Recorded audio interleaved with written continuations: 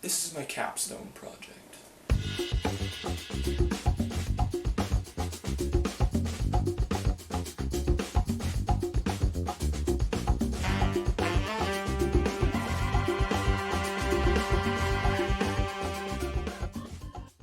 My family made me who I am. Through all the change I've went through, from long hair to short hair, Winnipeg to Chilliwack, and even from Paraguay to Canada, my family has been a common denominator. We didn't choose each other. We were just all put together, and it worked.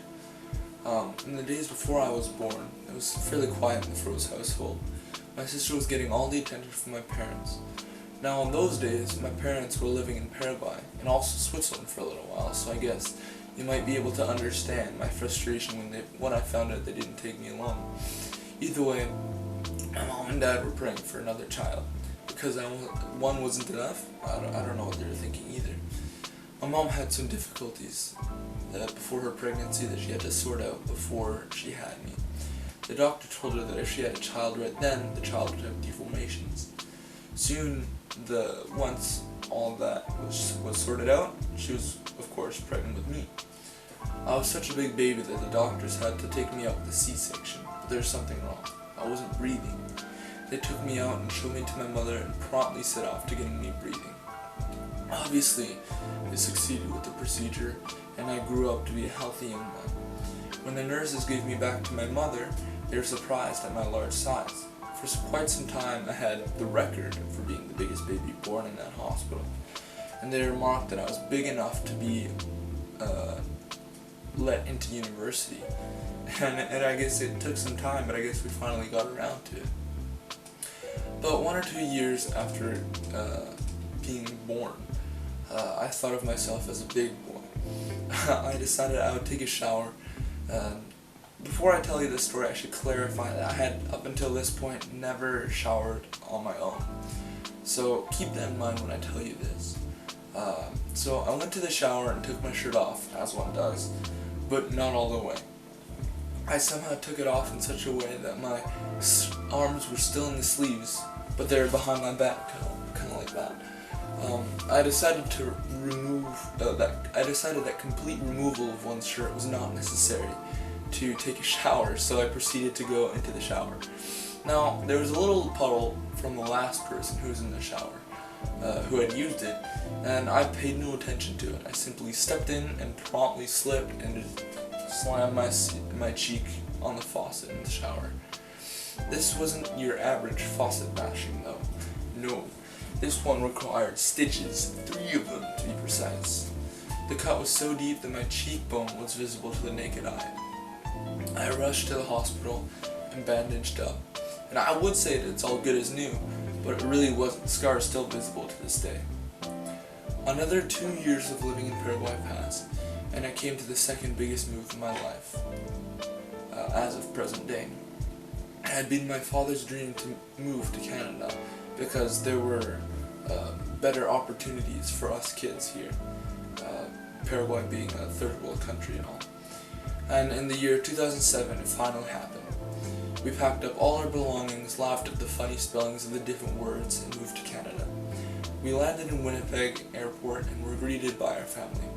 We lived at my aunt and uncle's house for 1 week and then hauled all our belongings way across the country to Abbotsford, British Columbia.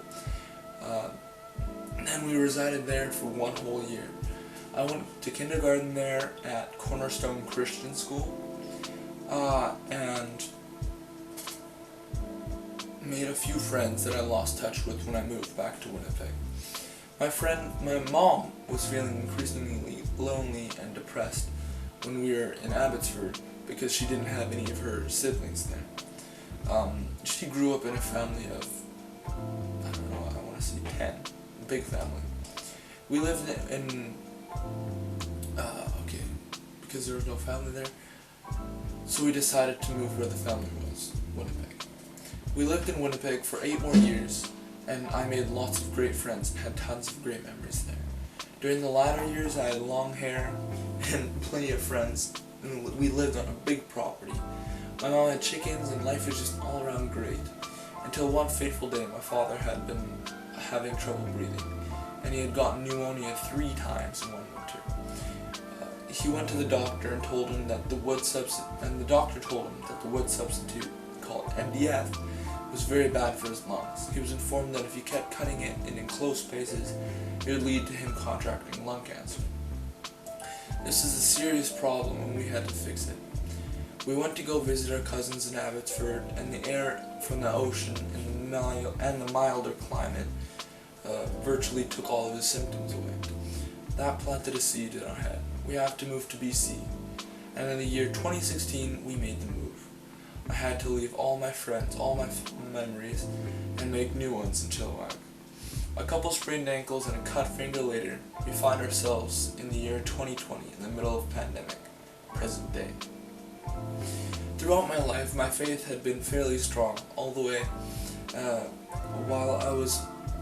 When I was little, I had an ear infection, and my mom wanted to give me medicine to drop in my ear.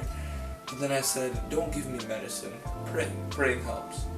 And I just had a childlike faith and closest relationship with God.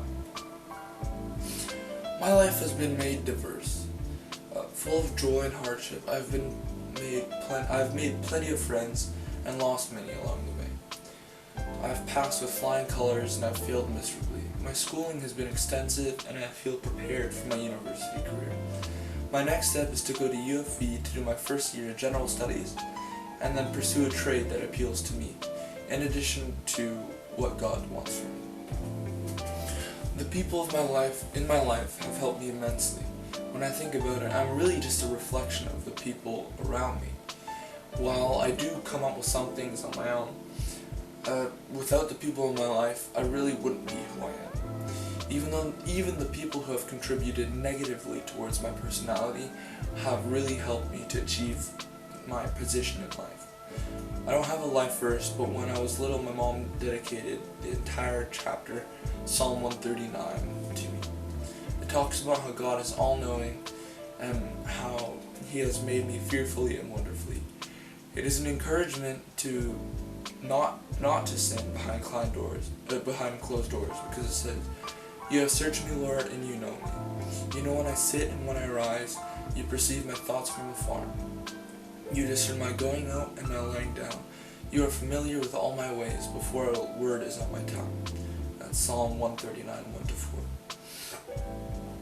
I'm an avid communicator, as most are. The skills that I use were not given to me at birth. I picked them up throughout life. Some were learned from direct teaching, while others were discovered through trial and error. During my first year at Harrod, I had written a rather angry email to one of my teachers, and it did not go over with him giving me a higher grade and me winning this scenario. The teacher called a meeting between me and my mother and Mrs. Lade because the email was rude and intrusive. From what I had learned, I should address my teachers with respect and to show that I'm not angry about the issue.